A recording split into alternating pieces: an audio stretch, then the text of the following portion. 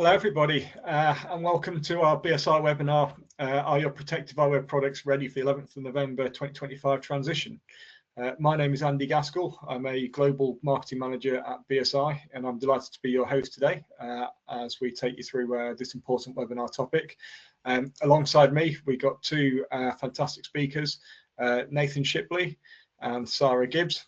I'll introduce a little bit more about them in a minute.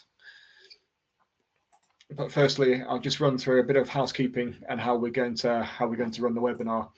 So in terms of this webinar, there's two main things that we're looking to cover. The first and foremost, from the 11th of November onwards, EN 166, which is the kind of go-to standard for eyewear protection, PPE eyewear protection, will no longer be valid, and it's been replaced by a new standard, ES 16321.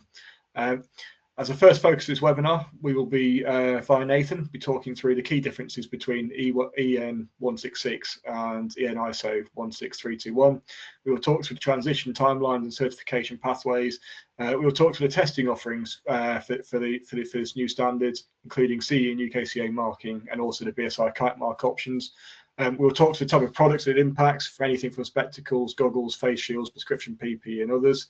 And we'll essentially try and give you everything you need to be confident that when the 11th of November transition comes in, you know what the standard is, you know what you've got to test to, and also some of the services that BSI can offer to help you ensure your products are tested and you maintain your market access. Moving one step further than that, we're delighted to have Sarah Gibbs on the call. Sarah works in our standards team, and she has been one of the people that's been involved with the production of the standards BS 30417, which is the provision of inclusive PPE.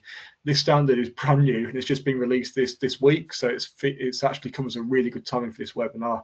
And Sarah will be talking through how the standard supports inclusive PPE design and compliance, and we're delighted to have Sarah on board as well, which we feel the two topics fit quite complementary together.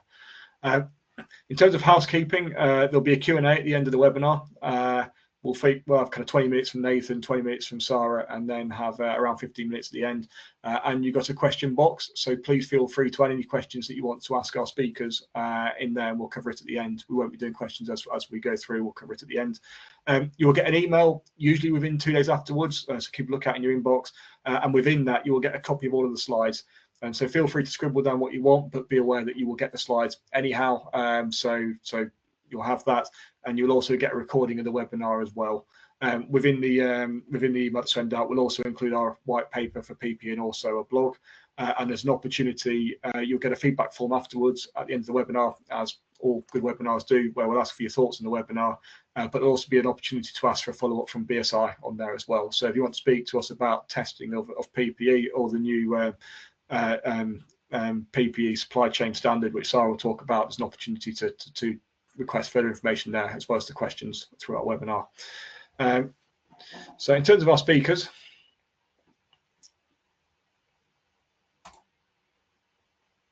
done a fair amount of introducing already, but Nathan is our certification technical manager, and his expertise is in PPE testing and certification, and he's been heavily involved with the new eyewear standard and the testing that will come with it. So he'll be able to answer any questions and give the overview on that.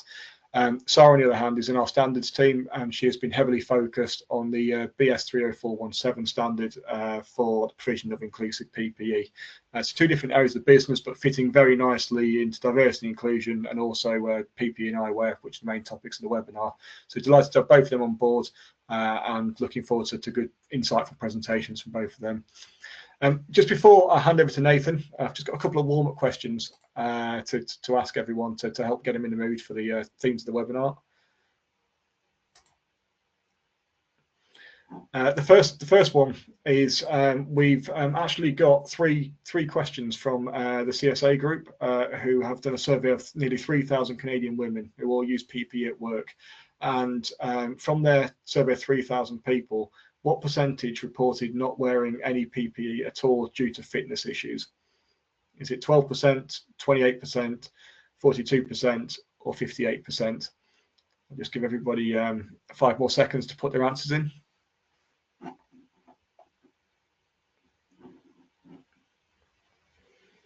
Okay, So the majority of people in the course said 42%. The correct answer was 28%. So just more than 1 in 4 people reported not wearing PPE at all due to fit issues, and that's quite an alarming statistic. Next question. Again, with a survey of 3,000 people, or 3,000 Canadian women who use PPE at work, what percentage reported that PPE is uncomfortable to wear? Is it 22%, 35%, 43%, or 58%?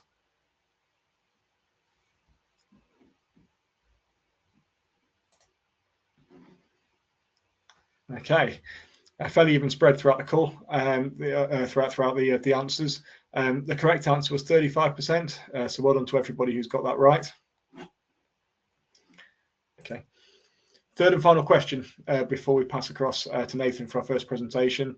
Again, according to the CSA group and a survey of nearly 3,000 Canadian women who use PPE at work, what percentage said that their PPE selection is inadequate? Is it 18%, 27%, 35%, or 50%? Just give 5 seconds more for answers to be input.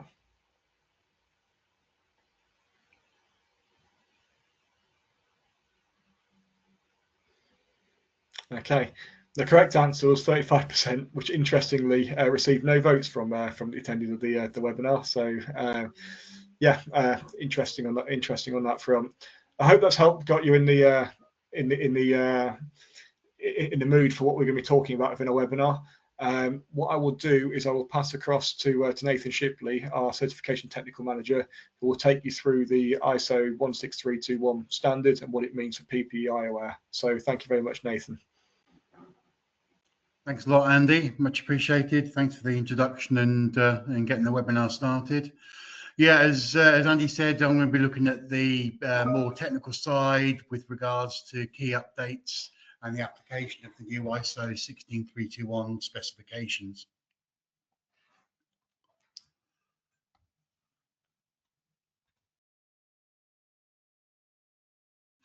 Right, so just to go over some bits that you probably are aware of, in that we have the 5 levels of safety controls within the workplace, which gives you a hierarchy of controls relating to the elimination of hazards. So the first one is the actual physical elimination of hazards, physically removing any hazard in the workplace. We then can look on to substitution, which is the replacement of that hazard with something that's less harmful.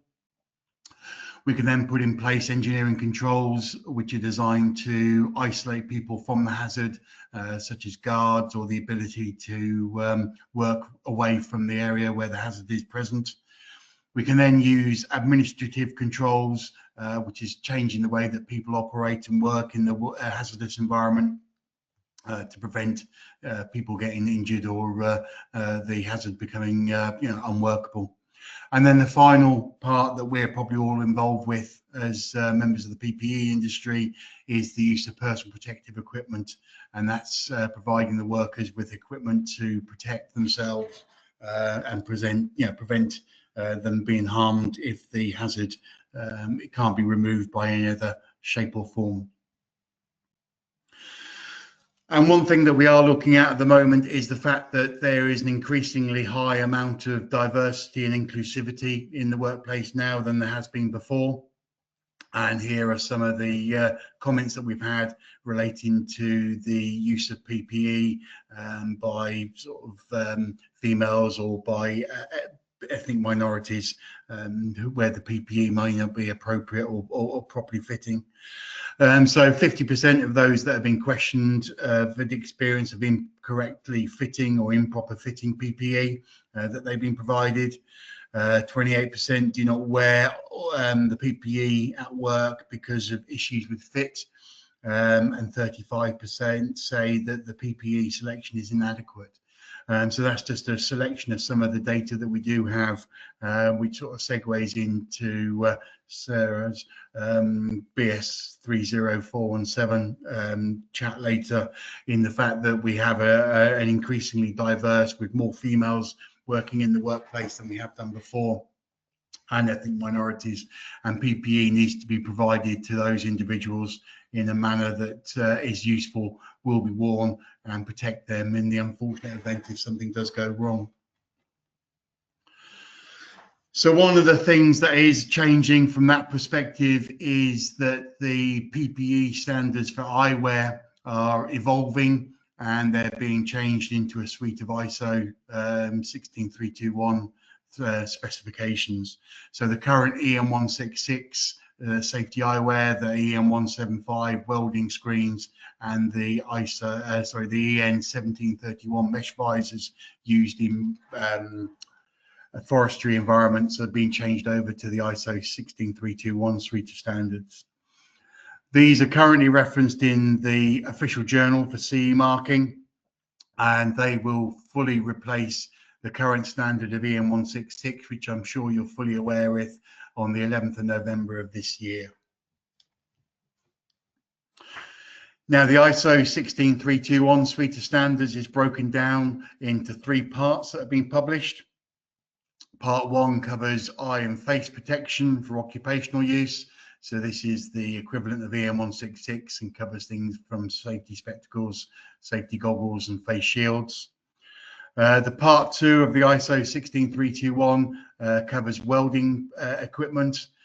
So this replaces the EN 175 specification, and the ISO 16321 part 3 specification is for additional requirements for mesh visors, and this covers the EN which would be applicable for forestry, via face screens, that type of thing.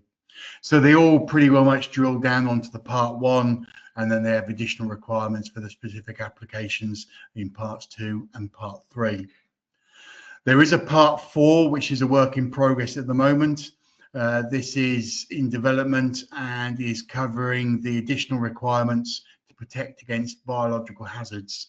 And I think if we all cast our minds back 5 years ago during the COVID pandemic, we all remember nurses and doctors and healthcare professionals wearing face screens and goggles to protect themselves from spittle and airborne particles that could have been, carrying the COVID SARS-19 virus. And that was a level of protection that healthcare workers and care workers were wearing in order to protect themselves. Eye protection in the eyewear, of eye protection in the health and healthcare sector has been in place for quite a while. Not only is it used in things like emergency rooms where there's blood splatter, but if you also look at some of the PPE that's provided for people like orthopedic surgeons, they wear some quite heavy duty face screens and almost like powered air respirator type looking products to protect them from bone chips, that type of thing, when they're carrying out orthopedic surgery. So it's not a new branch into the healthcare side. They have been wearing these types of products for a number of years.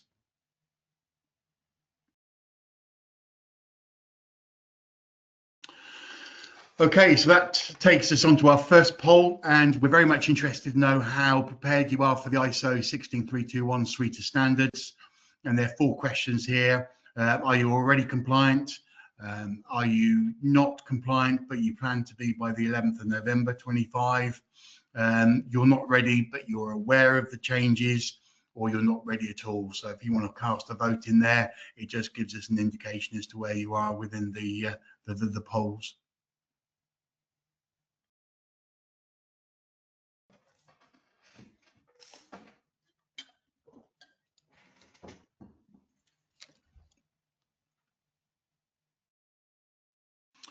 Okay, that's brilliant. So of you, 29% are already compliant.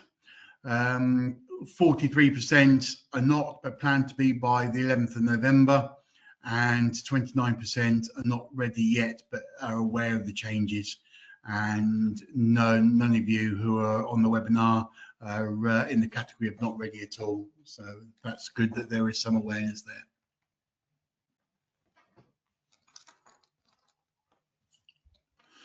Okay, so going back onto the EN 166 specification, it did call up a single shape of head form.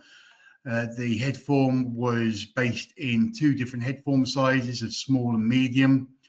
The photograph of the head form is in the center of the drawing, in the center of the slide, with some images from the specification on the right hand side. And as you can see, it's a very Caucasian based styled head with only, as I say, 2 sizes in change. So one of those, as I say, being small for adolescents, and then medium, which was being made for the rest of the side. The standard's been out for almost 25 years, and the majority of the manufacturers that we've seen are only making medium-sized head form PPE. So the small side is almost being produced without any real impact. And yeah, that's what manufacturers are going to. Under the ISO 16321, there are a change in that there are 16 head forms, and the coloured heads that you can see at the bottom are 4 of the 6 that are available. And if you look at the drawing on the right hand side, it gives you the table of the different sizes that are available within there. And effectively, there, as I say, there are 6 different sizes based on small, mediums, larges, and different ethnicities. Now, the creation of the head forms has been pulled out of another ISO standard, ISO 18526 Part 4, and that was surveying a head based on a number of different characteristics. There's 3 age ranges called up within that survey, 2 different genders, and 4 different ethnicities, and that being white, African American, Hispanic, and others being based on Asia. The standard does claim a percentage coverage of around about 95% of the global population. This is very much in debate as to whether it actually is, or whether it does go far enough, but it's a start. So although it may not be a perfect solution, at least it does give you some segue into the the incorporation of inclusivity and diversity within the writing of standards going forward, whereas before there was very little, if any at all.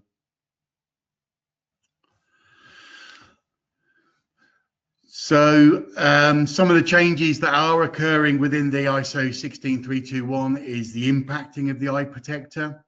There is a thing called basic impact, which is very much the same as the increased robustness side.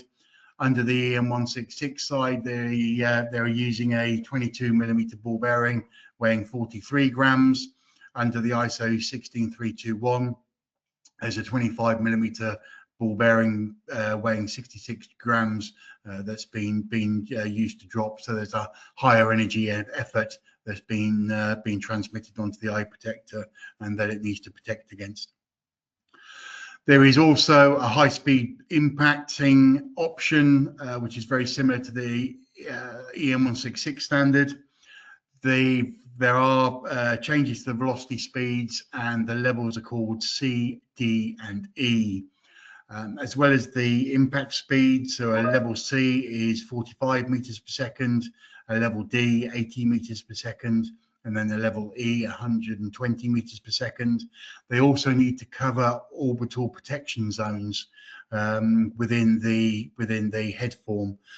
So the level C needs to cover the orbital protection zone, the level D to an extended orbital protection zone, and the E a face protection zone. So it's kind of mirroring similarly to spectacles, goggles, and face shields, but there are specific zones that these products need to prepare coverage these days.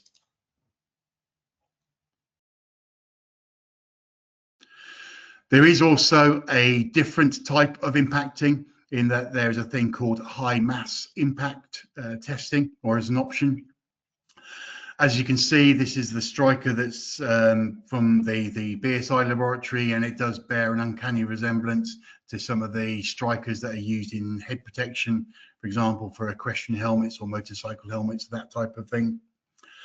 The high mass impact is conducted at 2 impact points, that being the frontal left and the frontal right.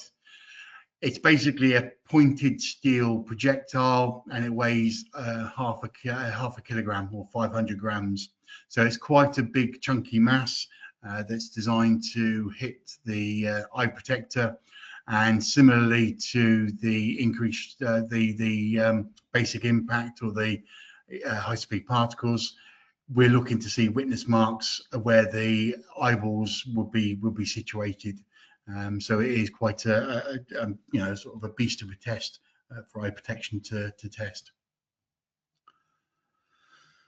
There's also a number of options that are available under the ISO 16321 specification.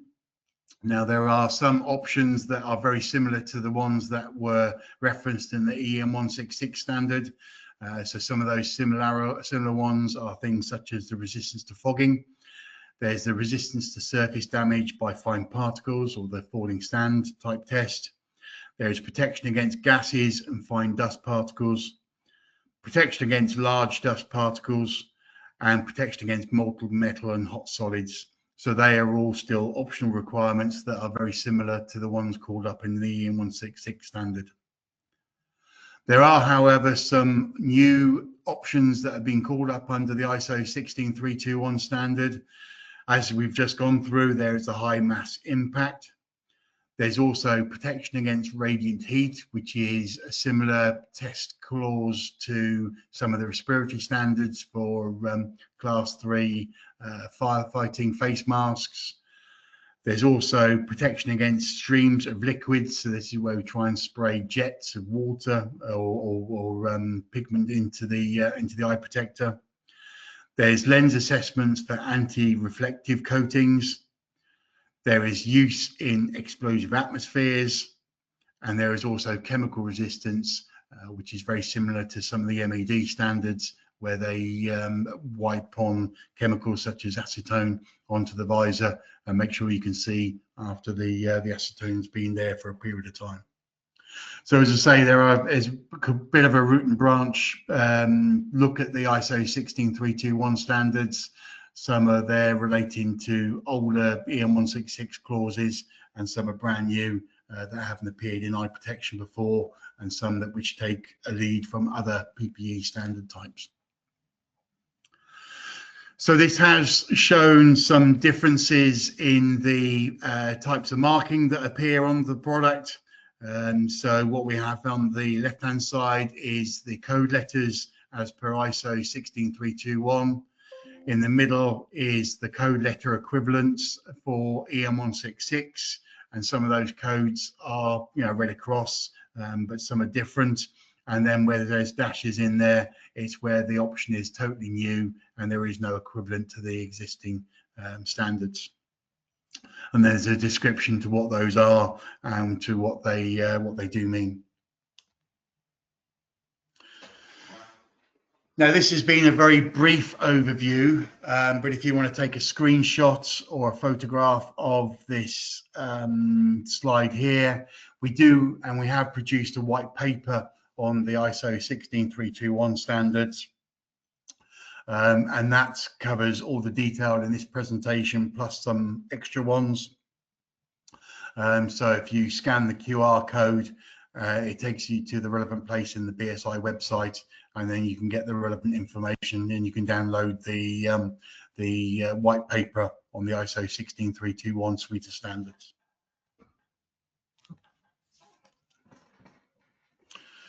Now, as Sarah will say, tell you that the world of standards never really sleeps, and there has been an update published to the 2022 version of ISO 16321 Part 1. So this is an A1 amendment, which has been published this year, and this has around about a dozen different changes in the specification, which we're expecting to be given some indication as to when this version will become harmonized towards the end of this year. But there's around about, as you can see, a dozen or so clauses that have been changed, some with relating to the field of view and changes in the the degree of unobstructed views. there is some changes to the nanometer wavelengths in the luminous and spectral transmissions. And there is also some things such as the change in dye relating to the protection against droplets clauses, where they're changing through to thionyl blue sodium salt as opposed to the previous method. So there are some changes, and again, this is given in more detail in the white paper, which you can download from the BSI website. On a slightly different tack, we are seeing some changes in things such as the respiratory standards. For any of you that are familiar with respiratory standards, you recognize this black head as what's known as a Sheffield head. It was taken from a mold from a guy called Jim Bolsover, who is one of the engineers at the health and safety laboratories when they were based in Sheffield. He was a volunteer to get the mold taken of his head. This was sometime in the late 70s, early 80s. And many people think it was wrongly designed to be a representative head form. It wasn't, however, it did get quickly accepted into the use by BSI and also by the same standard committees. So it then kind of came into as a standard head for testing through the back door. And if anybody is familiar with the Sheffield head, it does have a very specific plumbing in there, where it has a one orifice for exhale, another one for inhale, and also another orifice for measurements, where you can read to see how much CO2 is being rebreathed by an artificial lung. Under the ISO 17420 standards, which are the ISO specifications for respiratory, similarly to the eyewear standards, it does call up a different ISO for the anthropometrics. So this is ISO 16976 Part 2. And in a similar way, it's looking at representative of different racial groups. And it does specify in there that the anthropometric data must be representative of the world's populations. So the ethnic groups it's calling up there is white, African American, Hispanic, and others. NIOSH data was supplemented with additional measurements in China and some other data from various other countries. So as an ISO standard, it's calling on a pool of different anthropometric data to try and give a really inclusive and diverse appeal to the suite of standards. Okay, so we'd just like to move on to poll 2, and we're just interested to know that what drives you as a manufacturer to sell or make inclusive PPE. Again, we've got four responses that you can give. One is, does it increase your target market size? Is it part of an inclusivity business strategy for your organization? You don't sell or make inclusive PPE, or you don't at present, but you have plans to in the future. I'll just take a couple of minutes to go through that.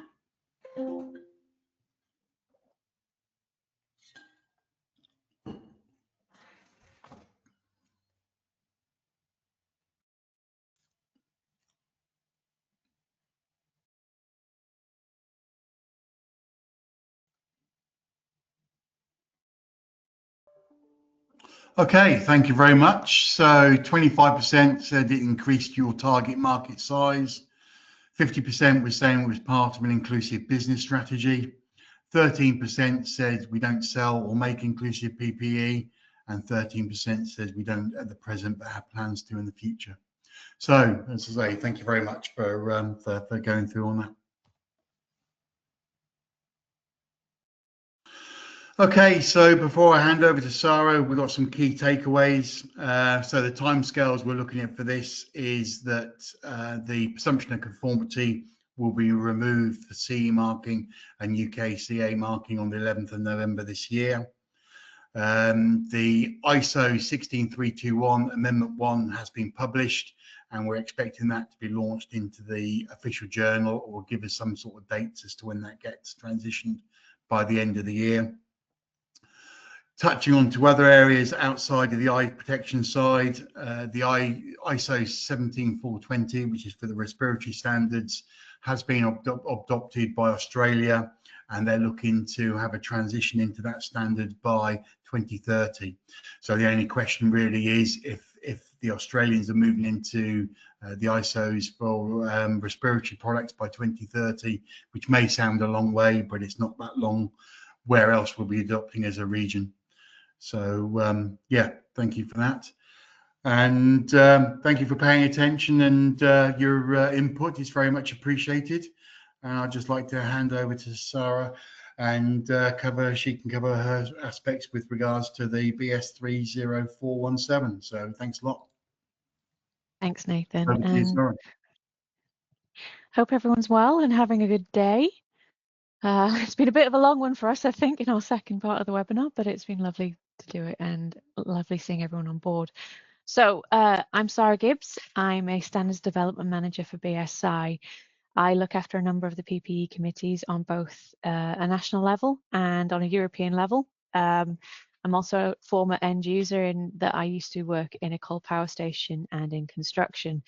So some of the horror stories that I could tell you where I have had ill-fitting PPE or been made aware of it since making BS 30417, which came out yesterday and is freely available. I'll be plugging that even more later. Is pretty important.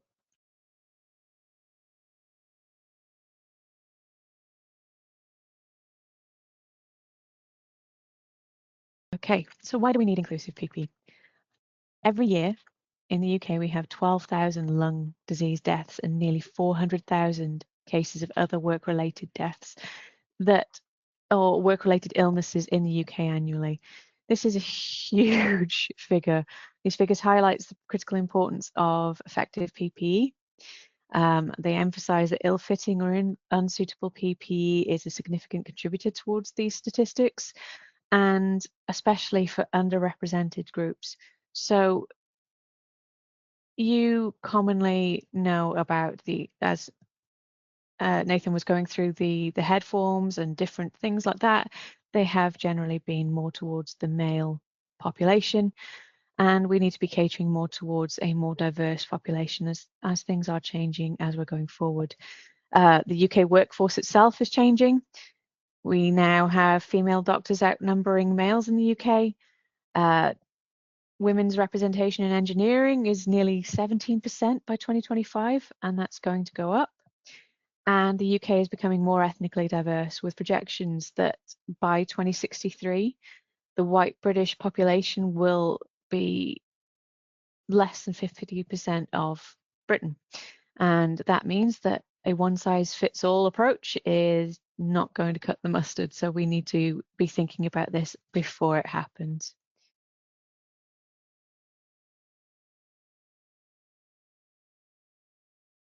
Okay. Historically, PPE was designed for the average white European or American male, as Nathan and Andy covered earlier.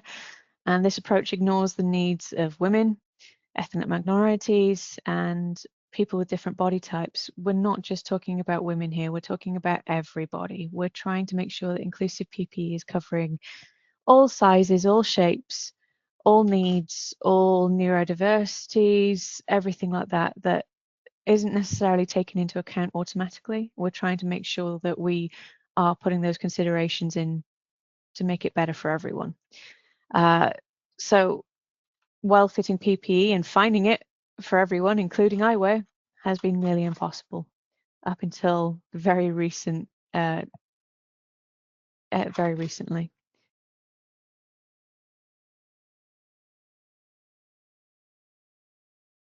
You'll have seen from Nathan's presentation that over 80% of women report problems with PPE fit. 43% say it's uncomfortable, and 28% avoid wearing all required PPE because of fit issues.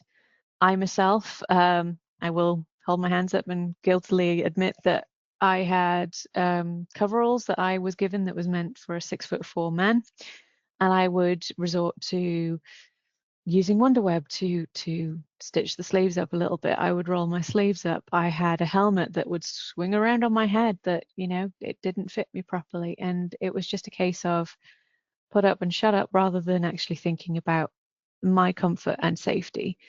And now I want to make sure that going forward, there is not a single person that goes onto any site that will feel in that kind of predicament, which is why we're looking at creating BS3, well, we have created BS3 or 417.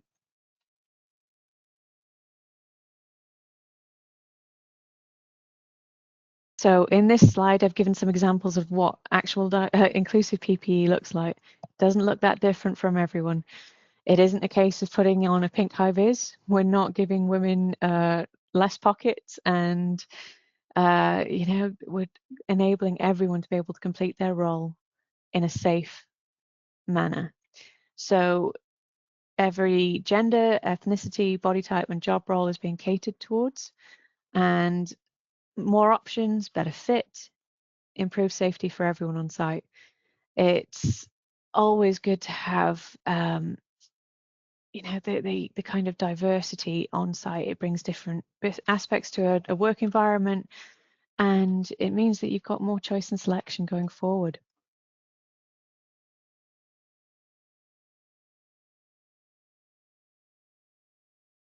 And it's just taking a while for me to change slides. Sorry, 1 second. Okay, so we know where we are at the moment. We know that we've had 16321 released. There are some parts still waiting to come out, so part 4 is still waiting to be published. But we are looking at how we're going to take on the revolution of PPE at the moment. Smart PPE is already here. So sustainable PPE, but it's not actually included in standardization at the moment. So this is where we are looking at options of how to bring that in, how to create a safe standard for each aspect that we can actually then put across into the technical product standards that will then feed into certification eventually. We have been testing out IoT sensors, augmented reality. AI is coming into PPE products more and more, just like it is coming into everyday life. We're looking at real-time monitoring of situations, whether it's heat, perspiration, all of these kind of things, and it's coming in with head-up displays, hazard alerts, even kind of having prescription integration with smart lenses. All of these things already exist. How do we make that in a safe, standardized way? And then also taking into consideration eco-friendly materials, recyclable components, designs that support circularity, meaning that PPE can be reused. We're looking at even things like potentially even recyclable PPE. How do we take it from one used PPE and integrate it into a new aspect of PPE? Take back schemes to reduce waste, and sustainability in PPE isn't just good for the planet, it's increasingly demanded by customers, so it's always good to be aware of it and be on the ball for addressing your customer needs.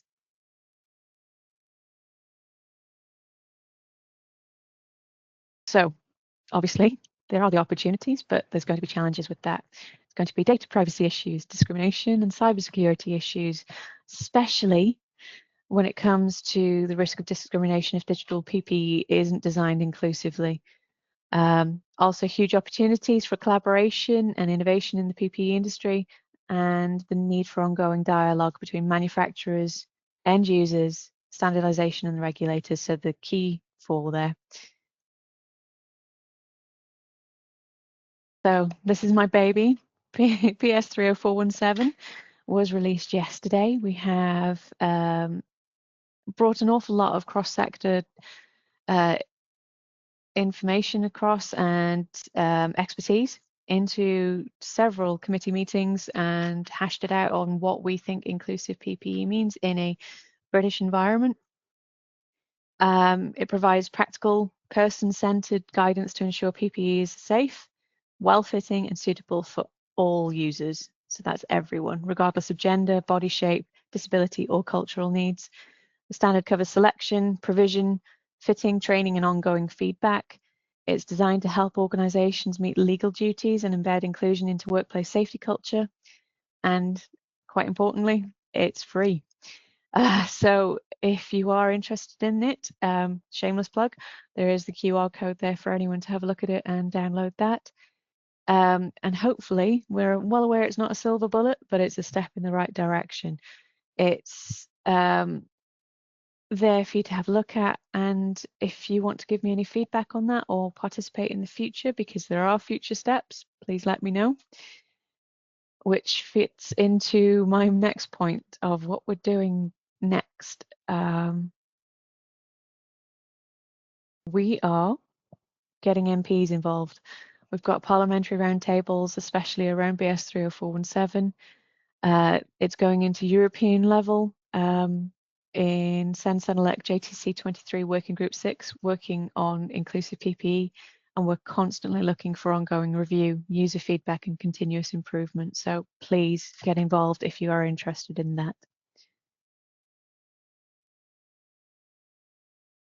Sen-Senelec JTC 23 is a joint technical committee which looks at horizontal topics for PPE and is run by BSI. We are looking at multiple issues across PPE which aren't currently covered within the technical products technical committees. So it wouldn't fit in a niche within eyewear. It's a cross-functional issue. So we're looking at terms and definitions within PPE, compatibility, ergonomics and comfort, where we're specifically looking at if there is one or more items of PPE. So in this instance, it may be eyewear, RPE and your helmet. How does that fit together? How do you assess all the safety aspects of all of those things? How do you test that? Working Group 3 is looking at sustainability in PPE. Working Group 4 looking at smart PPE. Working Group 5 is looking at fire and rescue PPE. And Working Group 6 is looking at inclusive PPE, which is also run by BSI. And we are looking to use BS 30417 as a seed document that will then feed into a European standard in the next 2 to 3 years. We're already discovering that terminology and definitions across the European background is quite different to what we use in the UK. So we are already tweaking aspects of it and looking at how to accommodate the different cultural needs across Europe. And it's proving really interesting and will be of value, I hope, in the near future. So my call to action, please have a look at BS 30417.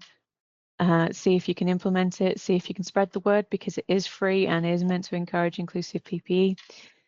Obviously prepare for the 11th of November transition for 16321. Get in touch with Nathan and see if he can help you and get involved.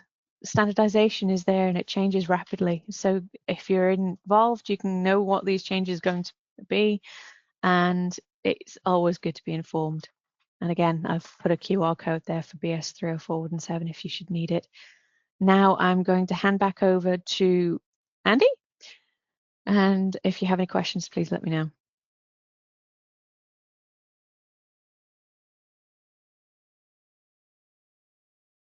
Thank you, Sarah, and thank you, Nathan, for two brilliant presentations. Really insightful on both topics, on the protective eyewear standards that are coming in and testing requirements, and also the inclusive PPE standard that's just been launched this week. So yeah, really fantastic to hear from both of you. We're going to take questions now from the audience. So we've had a fair few in the chat already, but if you've got anything you want to ask Sarah or Nathan, please drop it in the chat and we'll get through as many as we can before the webinar concludes in around 15 minutes. Also, you probably noticed on this slide as well, there's a nice big QR code to download your copy of the protective eyewear suite of standards white paper. So if you haven't already, feel free to take a scan of it, and it's free. It's yours to keep and will help with the eyewear transition. So I'm going to work through some of the questions that we've had. Nathan, I've got two here, but I think I can probably roll them up into one. The first part is there an expected date for publication of 163.214 standard?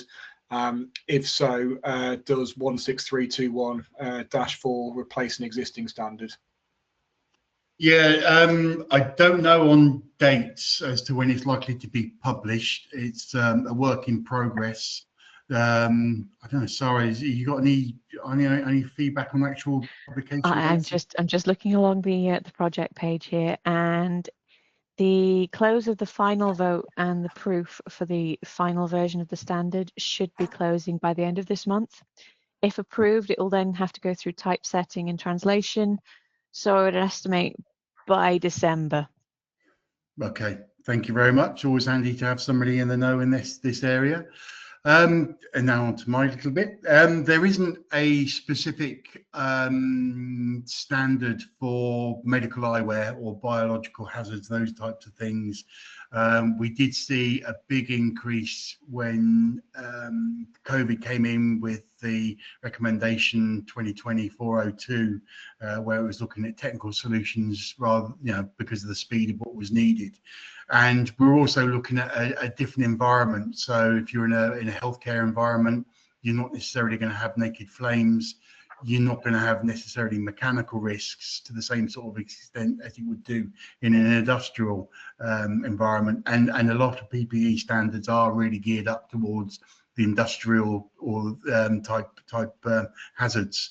So there isn't a direct correlation, but we have certified medical eye protection in the past, but we used a technical specification. So we've cherry picked various bits out of existing standards, and we drop things that are not applicable, such as I say, flammability or high-speed particles, because a healthcare professional probably won't be at those sort of risks. But that's very clear on the packaging. So no direct correlation with the previous standard, but there are products that do operate that way in the market at the moment. No pun intended. However, if there is a specific niche in the market that we should be creating a standard like that, we can always suggest that and propose it as a work item to be worked on. So it could be a standard of the future. Yeah, and I know after COVID there was a lot of talk, but I think once people put COVID behind, it kind of sort of died a little bit on the vine. But yeah, if there is a need, then we can go down that route. Okay, thank you very much. Right, I think this question is directed towards ISO 16321. So again, Nathan, I'll put this one to you. Is there any option for testing so-called blue light protective factors? The blue light side is for the use of phones and tablets, that type of thing, to prevent sort of being overstimulated, that type of thing. The standard doesn't specifically call it up because it's looking at more hazards, but we could incorporate. There has been some work done on blue light hazards and how to test for those. So those could be incorporated, and they could be additional claims as long as it can be factually backed up. Then there's no reason why we don't. We can't certify or list those on type examination certificates. Okay, thank you. Right, next one again for you, Nathan. What is the grace period for the removal of EN 166? Lastly, if our product is not impact resistant, are there other key areas of impact related to EN 166 to 16321-1?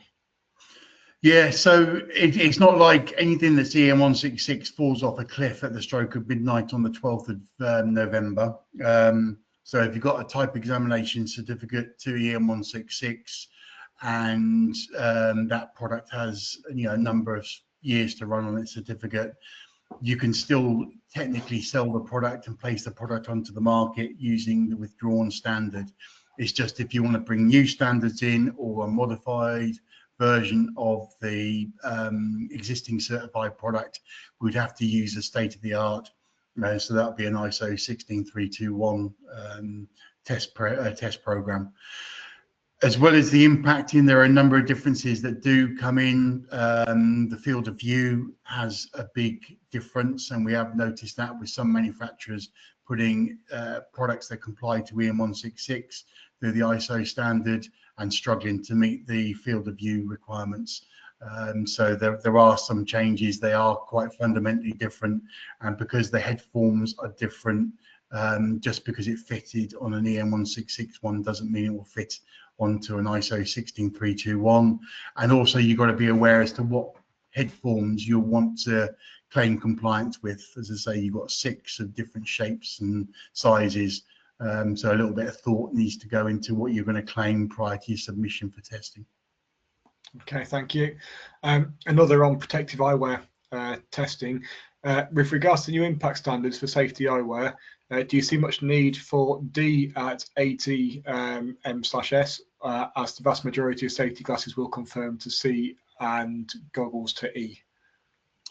It depends on the risk and the design. So, you know, if you're using an acetate lens, which is very good chemical resistance, compared with polycarbonate that doesn't have the mechanical properties of polycarbonate, there may be, you know, if you can produce one to fall under that category, it really is a menu, and you choose what is best suited for the application you're looking to sell into. So there is a, you know, it depends on what you're looking to. Yes, it may fall down that way in the actual marketplace, but you may have some individuals who are making product for a very specific application, and therefore those would those claims would suit it better than you know, the standard ones for spectacles and goggles. Okay, brilliant. Right, Sarah, I've got a couple on BS 301, sorry, 30417's the provision of inclusive PPE standards. The first one is, how does BS 30417 practically complement the protective eyewear standard, ES ISO 16321, and what benefits does it bring to manufacturers and end users? Oh, good one. Right, so BS 30417 is a guide standard providing guidance on how to provide inclusive PPE to end users, and provides employers with information on how to pick, train, and advise on actually providing the inclusive PPE. It benefits manufacturers in that you need to provide the inclusive PPE in the first place. There is going to be, I would imagine, and I hope there will be a significant increase in the demand for inclusive PPE going forward. So with the ISO 16321 standard being a more inclusive standard, there will be the necessary requirement to make sure that you have your products to that standard to be providing the inclusive PPE.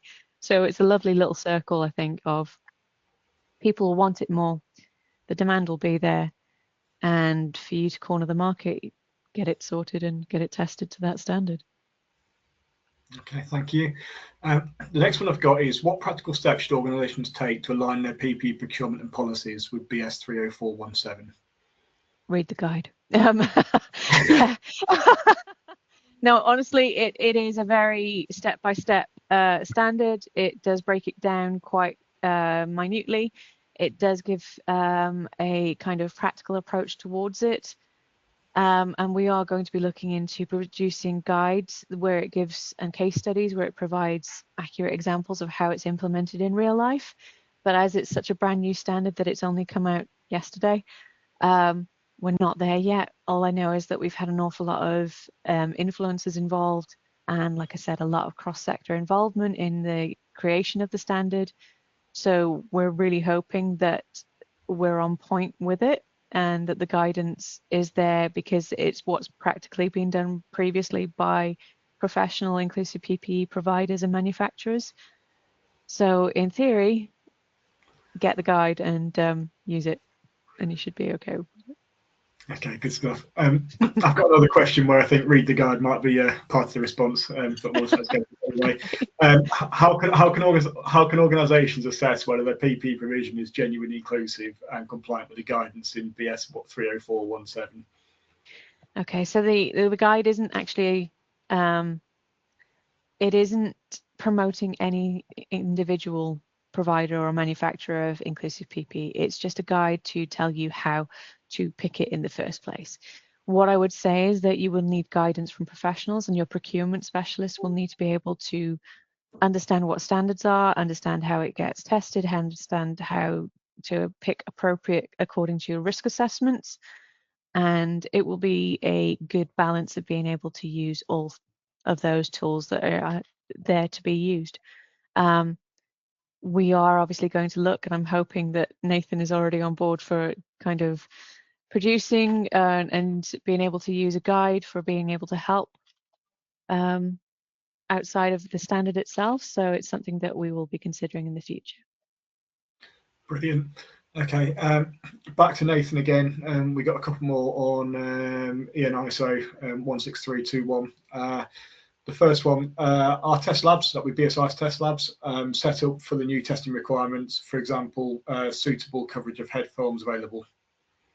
Yeah, so we spent a lot of money on our laboratories in Hemel, and we've got, it looks like Jeff Koons has produced the head forms in their shiny metallic, sort of multicolored, sort of format. But yeah, we're in a position to test to the standard.